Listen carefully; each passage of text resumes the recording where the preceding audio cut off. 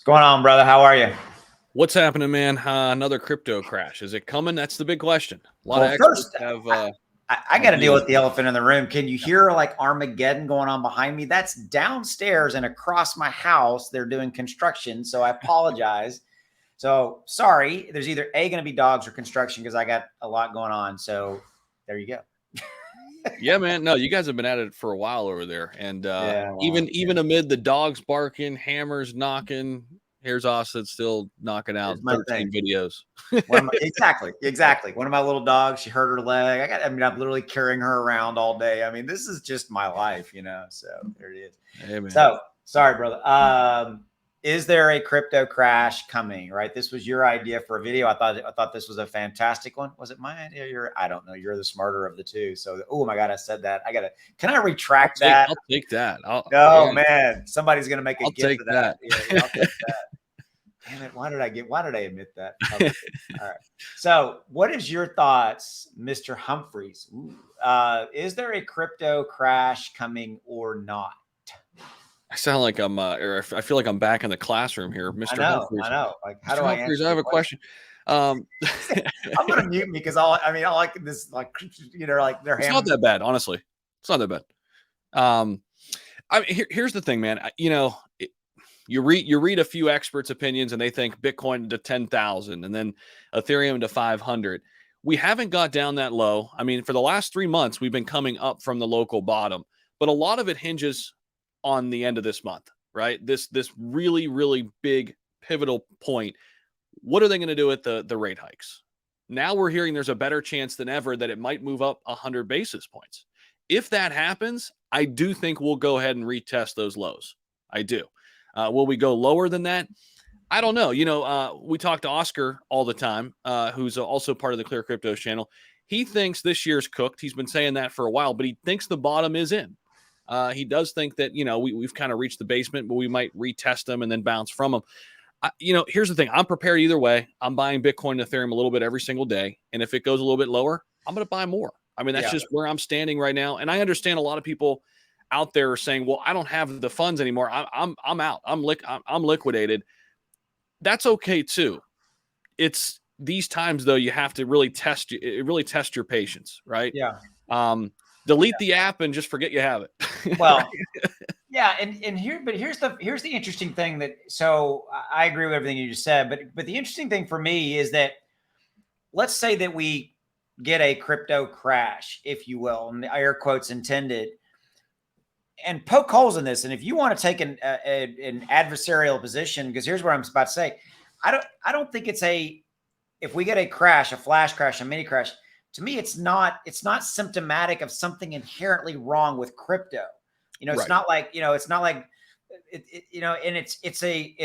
it's the direct derivative result of macroeconomic conditions, i.e. inflation, which it doesn't matter how it happens. If it happens, it happens. But I think that's it. And so because where I'm kind of bringing that full circle is that I view that as an opportunity. I view that as a long-term buying opportunity. If Bitcoin goes down and tests below 18,000 and for, maybe hits 15 or 12, I'm like, I'm buying me some Bitcoin. Right. Yeah. And Ethereum's the same way, sub 1,000, because it's not like the $40 billion Ethereum valuation of that entire network of of everything built on that is changed. Nothing's changed. It's still the Ethereum network as an example. Right. 100%. And I mean, I think here's the other thing to watch too. Like the regular market, if it starts dipping, crypto's going to dip more with it. Yeah. It's going to dip with it and dip more. It's a more volatile asset class. We know this, right? Yeah. But when the stock market was doing well back last year in 2021, look what crypto did. It outperformed the stock market by leaps and bounds. Yeah, but the opposite is also true, right? So, but you bring up a good point. Crypto has not been reacting as negatively to all these macro factors. Look at what happened a few days ago when we got the CPI report. We were supposed to get 8.1 and we got 8.3. That single one day, the Dow dropped 1,200 points, and the single worst day in a year and a half, give or take. And whereas crypto, you and I were watching it. I mean, I think at the worst that day, while the stock market was down 1,200 points, crypto was down about 6 points overall market. right? And so it's Exactly. not reacting as aggressively. It's an interesting point too, and I think a lot of crypto's demise not only was due to the inflation, not only was due to macroeconomic factors at hand here, but don't forget, guys, what happened inside of crypto. Terra Luna caused Bitcoin to go down 18 to 20% in one day. Yeah, one day, right? And then, oh yeah, we had the Voyager, Celsius. We had rumors about even Coinbase and the really large exchanges, and them going under, and all of this stuff, regulation around crypto, right? So we've got a lot of things inside crypto that also worked against us here so far this year. So bring it home. Is crypto crash? Is there one coming? Your opinion. And honestly, I mean, I'm not minimizing the statement by the question. Does it matter? I think if we can get by this month and we continue to consolidate, if you will, in this $19,000 range, and Ethereum can just maintain 14, 15,000. If we can get through the Fed meetings and we turn the page into October, personally, my opinion, I think the bottom's in. Now, do I think we're going to skyrocket in October, November, December? Not necessarily, but I do think we would kind of fluctuate here till the end of the year in these similar ranges. However, if something goes wrong here with, how the markets respond to the next Fed meeting, I do think we can go lower and see our lows, even lower than they were, previously. Okay. I agree, but I do disagree. I think we have, here it is. It's one stat. We've got to get from 8.3% inflation to 2%. Is that a soft landing, hard landing, blah, blah, blah. I'm not going to, that's beside the point. And that was the goal by the end of the year, right? No, well, it's not necessarily by the end of the year, but that's the objective. And I mean, I agree with your point about what Oscar said the other day about, 222's cooked, et cetera.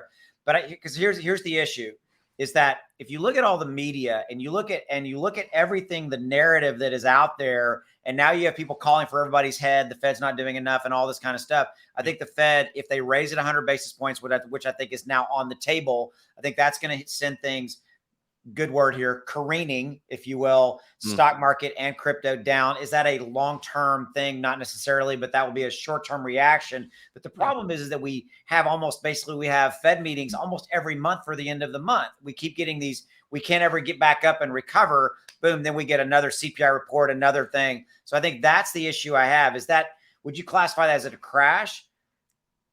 Not necessarily, but there are these body blows that we get every single month that we meaning crypto and stocks, right? We can never recover.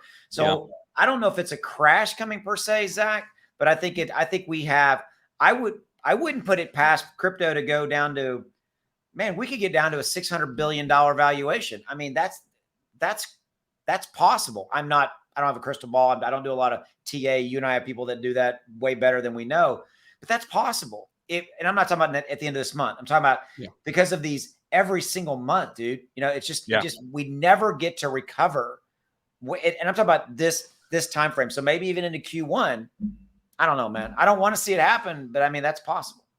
I hear that. And trust me, I'm prepared if we do go down that low. I just think we could see a little bit of a resurgence later this year if we get by this crazy month of September. Would love to see it. We'll see. All right, we're going to wrap up there. So good dialogue. So if you're interested in learning more about Clear, number one, subscribe to the channel. Number two, check out the other content creators, really better people than Zach and I creating content here on Clear. We both have our own individual channels, by the way, here on YouTube if you want to check us out over there. But regardless, in the description below, there's a link to their Discord. They've got some really interesting promotions running. Go check them out. Everything's in the Discord and all the launch information. We will see you later. Have a good one. Bye.